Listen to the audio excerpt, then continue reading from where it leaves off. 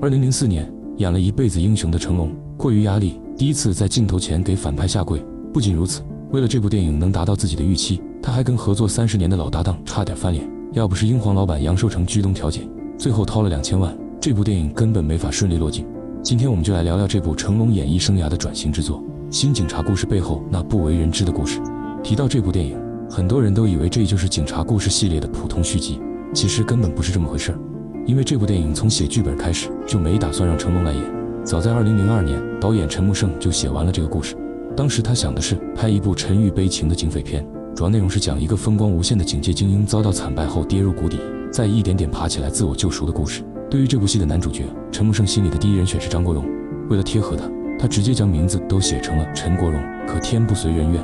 2003年，张国荣意外离世，这个项目就被暂时搁置，陈木胜连当面递剧本的机会都没捞着。转过年来，在好莱坞发展不顺的成龙听说了这件事，于是就主动请缨想要参演。可当时有个麻烦事，成龙要是来演警察的话，那是不是意味着陈家驹要重出江湖了？但对不起，陈家驹这个名字不能用，警察故事续集这个名字也不能用，因为警察故事的版权还在老东家嘉禾手里。思来想去下，他在前面加了个新字，定名新警察故事，主角名陈国荣原封不动保留下来，也算是对张国荣的一份纪念。讲到这里，可能有人会问，成龙不是90年代就已经火遍全球，在好莱坞混得顺风顺水，怎么可能会发展不顺？说白了，当时他只是表面风光。2004年，成龙50了，年轻时候他可以玩命拍戏，但到了这个年纪，摔一跤都要疼半个月，再靠玩命跳楼吃饭，显然走不长远。更闹心的是他好莱坞的处境，虽说尖峰时刻让他成了国际明星，但好莱坞片方从头到尾还是觉得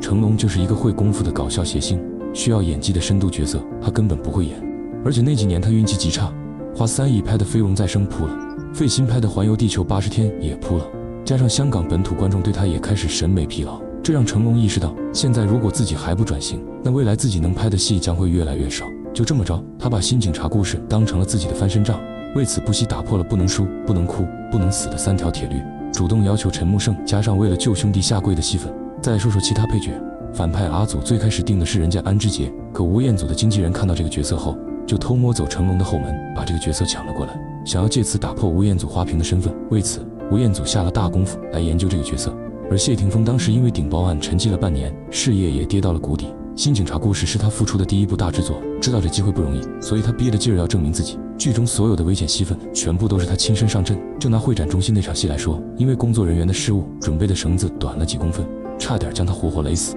后来导演回看素材，发现真实窒息的反应比演的还震撼，直接就剪进正片了。还有客串小峰父亲的伍佰，一听成龙的戏也要证明自己，几分钟的撞车戏也吵着亲身上阵。结果导演找的是名酷似陈奕迅的群演，演内鬼黄森的是歌手王杰，连狱警里都藏着香港漫画教父黄玉郎，堪称藏龙卧虎。人凑齐了，开拍之后麻烦更大，核心就是一个字：钱。要知道2004年正是香港电影的寒冬，本土年产量从巅峰时期的1年300多部，直接跌到不足50部，全行业都在勒紧裤腰带过日子，能省则省，没人敢砸大钱拍大片。而新警察故事是成龙自己的公司，成龙英皇影业的开山之作。成龙的脾气是要么不做，要做就做到最好，所以大手一挥，决定所有大场面都要实景实拍。就这么着，钱花得跟流水一样。闹市巴士横冲直撞的戏，整条商业街1:1实景搭建，专门买了3辆真的双层巴士，装废一辆换一辆，最后3辆全撞报废。开场仓库的爆炸、枪战用的也都是真实炸药。